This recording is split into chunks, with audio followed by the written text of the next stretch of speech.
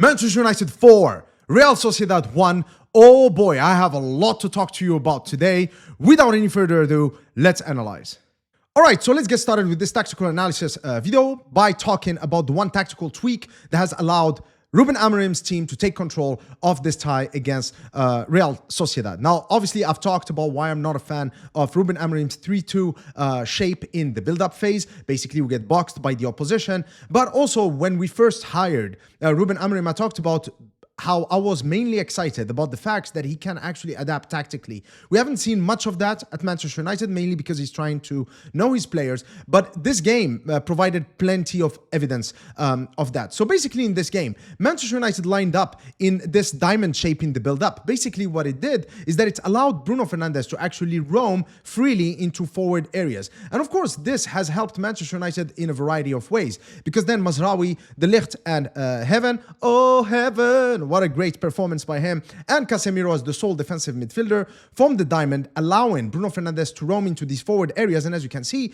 because he's moving forward, he's actually pulling all of this midfield line from Real Sociedad away, which in turn creates all of this space for someone like Casemiro. And I think that's one thing that is highly underrated about Casemiro is, of course, his passing range. Of course, when you play alongside Luka Modric and Toni Kroos, your passing range and and skills might look quite basic and mundane. But of course, in a Manchester United setup, his passing ability is quite underrated. And here, as you can see, the Real Sociedad player, he realizes that Bruno Fernandes has run away from him. So he's pulling back again further, allowing more time and space for Casemiro to be able to execute these passes. Here, another example in that diamond shape again in the build-up, but now it's not Bruno Fernandes, it's Joshua Zirkzee, who has had another amazing game.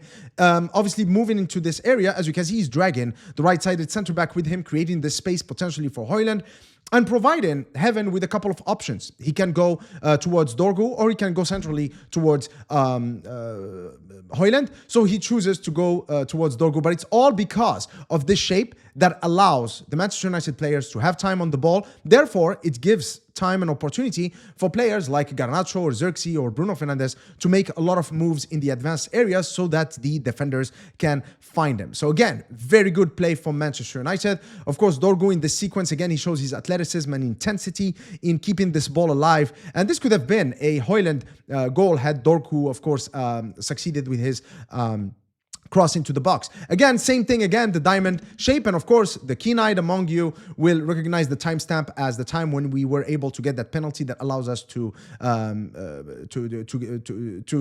bring the game back into a 1-1 scoreline. And here, as you can see, Bruno Fernandes moving into the wide areas, scanning the space. And then here, of course, he identifies a great position, telepathic understanding between two experienced players. And then, of course, Casemiro finds him with a beautiful pass.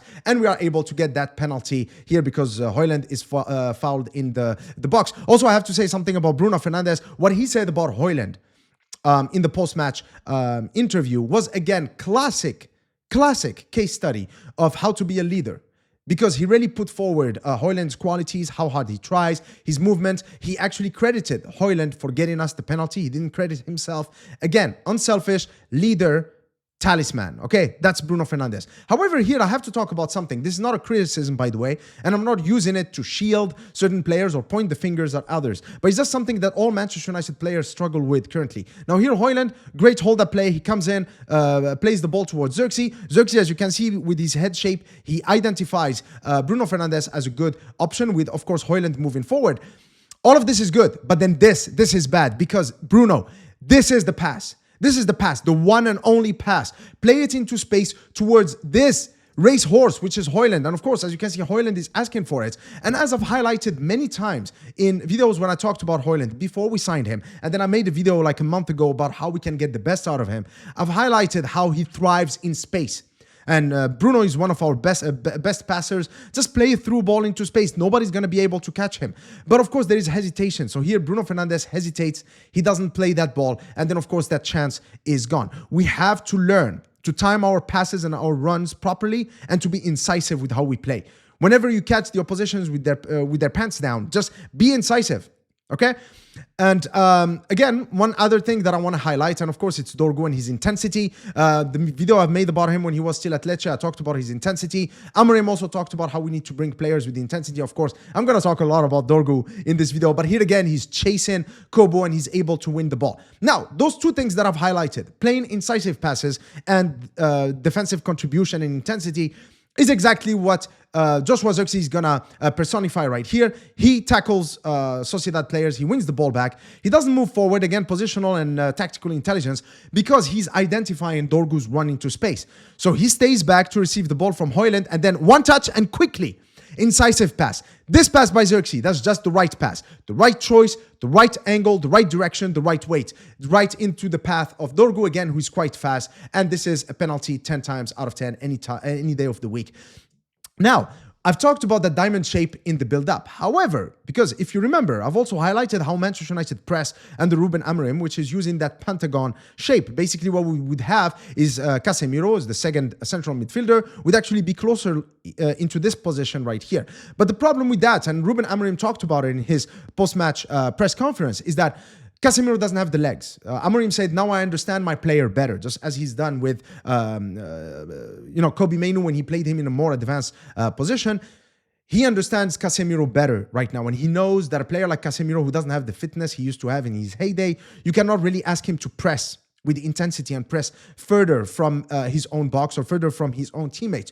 You want to have him in small spaces. That way he can use his anticipation, his reading of the game, his sense of positioning and tackling to win the ball. So as we can see here, Bruno Fernandes, as part of that diamond shape, is actually more encouraged to move into the forward areas. So here what we have is that as Real Sociedad tried to build up, each of these Manchester United players, the three forwards and Bruno Fernandes, the more attacking of the two central midfielders, each one of them has an assigned player that they are marking. And this structure is extremely good. This is like a wolf pack tactic. And then, of course, the trap is set. Bruno Fernandes wins the ball cleanly again. And then we have an opportunity to sucker punch them. And then here again, Zirkzee, that pass is so underrated, just keeping things going quite fast. And then Højlund here, gotta highlight one thing about him, and it's this signature move. Now, guys, please forgive my limited football knowledge. I don't know how we call this particular touch or dribble, but he does this thing that is quite amazing. So here it puts him in a very good position where he could have crossed the ball into the far post towards Garnacho. He went for the shot, not the right decision. But of course, in a minute, I'm going to show you how he's going to make the right decision in assisting the low. But first, let's talk about this pressing pattern, because before we scored that final goal, the fourth goal, Diogo Dalot's goal, the same pattern played again. Now, of course, granted, Real Sociedad at this stage of the game, they were cooked, they were completely battered, and they were one man down. But still, the principle, the concept is the same, okay? Attack with intensity in one area, but look at Garnacho right here. He's just positioning himself in a position where he can go and intercept the ball. So he's not overcommitting, but the moment there is a misplaced pass or a misunderstanding between the opposition players, he's ready to pounce. There's another sequence that I haven't included in this video, and it is the incident with Ramiro, the Real Sociedad goalkeeper, who misplaced another pass. And Garnacho, in a similar situation, was able to pounce. And then from this sequence, that's how we were able to score. A few seconds later, Højlund finds himself in this situation. And again, what do we call that? Like, is that a cross chop? Is that a karate chop? A pork chop? I don't know. What do we call it? But that's a sick move. And it's something that Højlund does quite often. Again, that's the way he plays. It actually reminds me of what a young Cristiano Ronaldo used to do, that just cross. What do we call it, guys? Please let me know in the comment section. It's driving me crazy. What do we call this move? But anyway, here Højlund is showing great restraint because young as he is, eager as he is to get on the score sheet, he could have just taken a shot as he's done in the previous sequence. But no, he plays just the right ball to the lot. Again, decision-making, incisiveness in these situations is what has been missing with Manchester United in the past few seasons. And here the lot, again, great finish. What can I say? He didn't really have a great game, but that was a great finish. And then Aiden Heaven. Now, guys, I've talked about Aiden Heaven a few times, but I've promised you I'm going to make a video on him. The reason why I'm postponing it is not because I'm not convinced with him. No, I think this is a gem of a player. Very good player. But it's just that I'm waiting to gather a little more material on his performances, because this is Scarlet Report, guys. I'm not just going to show you a screen of a tactical board and just talk about abstract stuff. No, I want to actually show you footage from games, evidence. So I'm trying to gather a little more evidence before I make a video on him. But I'm really satisfied. 1 million for this young player. 1 million for this young man. But this sequence highlights actually the prowess of Zirkzee. You know how much I love Joshua. So I've talked about him before we signed him, and I've talked about him after we've signed him, and I've defended him so many times. And I'm so happy to see him play like Dimitar Berbatov. Oh, come on. This turn is so underrated. Look at his technical ease, and how easily he can defeat the man. Now, of course, this didn't work. By the way, these 3 sequences by Zirkzee all happened within 40 seconds. He could have scored a hat trick in 40 seconds. It's insane. Now he's positioning himself. He's not too eager to move. Bruno Fernandes, again, Mr. Hollywood, is able to find this pass through the eye of a needle towards Zirkzee, who remains in the box, trying to find a pocket of space where he can collect the ball. This is just great positioning, great first touch. It's just the finishing that was missing. And then a few seconds later, my Moroccan brother, we share the same passport. Yes, it's possible. This nutmeg, Casablanca street football style. Oh my God, what a beautiful nutmeg. By the way, is it just me, or are the Manchester United players just delivering way more nutmegs than ever? I don't recall Manchester United players delivering this many nutmegs in a season as I've seen this season. Okay, Joshua, Zirkzee, Garnacho, and of course, Mazraoui, beautiful. And then this cross is just sweet. Oh my God, he just licks it. He just lifts it beautifully towards Zirkzee. And oh my God, this should have been a goal. These 3 sequences, these 3 opportunities by Zirkzee, at least one of them should have gone in. I think Zirkzee deserves to score more. He's been absolutely amazing these past few games, and that's just a glimpse of what he's capable of. Now, let's go back to Patrick Dorgu and let's talk about this young man, because I have a lot to say about him.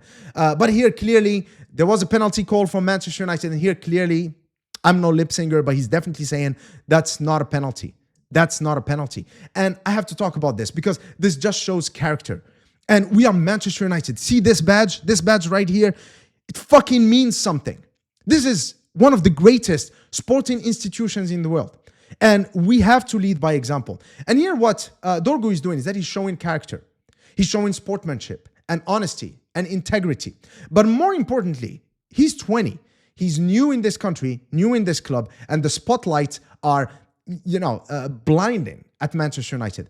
And yet he's showing bravery and courage in making this choice, because that was his choice. The easy choice could have been, the referee called it, I go with what the referee said, but no, he's standing up for what he believes is true. Now, I am not going to take credit away from him by speculating on whether he would have done the same thing or should have done the same thing had we needed that goal.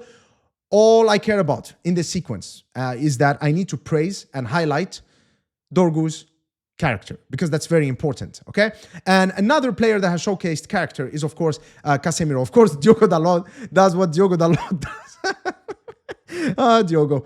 Yeah, and then Casemiro, we could have conceded a goal. 2-1, 2-2, that would have been a completely different game with a completely different outcome. But then Casemiro just comes in, sprints, and then saves us from a disaster. And then he just stares this way to Diogo Dalot.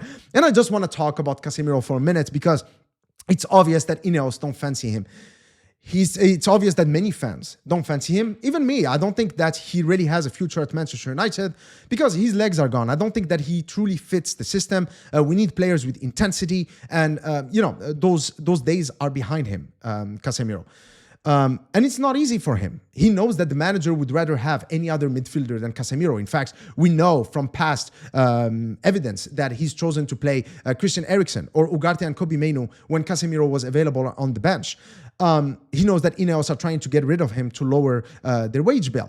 And he knows that the Manchester United fans are talking online about who should we sign in midfield. And yet, we haven't heard anything negative from Casemiro or his entourage. And believe me, it would have been absolutely easy and understandable for Casemiro. Casemiro has more Champions League wins than Manchester United Football Club. He's won everything there is to win with Real Madrid. He could have easily chosen to just be an arrogant prick. But no, he speaks highly of Manchester United. He's extremely respectful of the club and its heritage. And he's just training, being ready for whenever he's called upon. And he's always playing with a smile on his face. And he expects high standards of the people around him, but not by bashing them, just by, okay, I'm doing my part, try to do your part kind of way. And I love that about him. And we've seen this movie before. We've seen it with Harry Maguire, and I'm proud of what Harry Maguire has done with his return to form.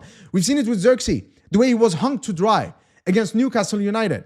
That was humiliating for him. And yet he put his head down and he came back.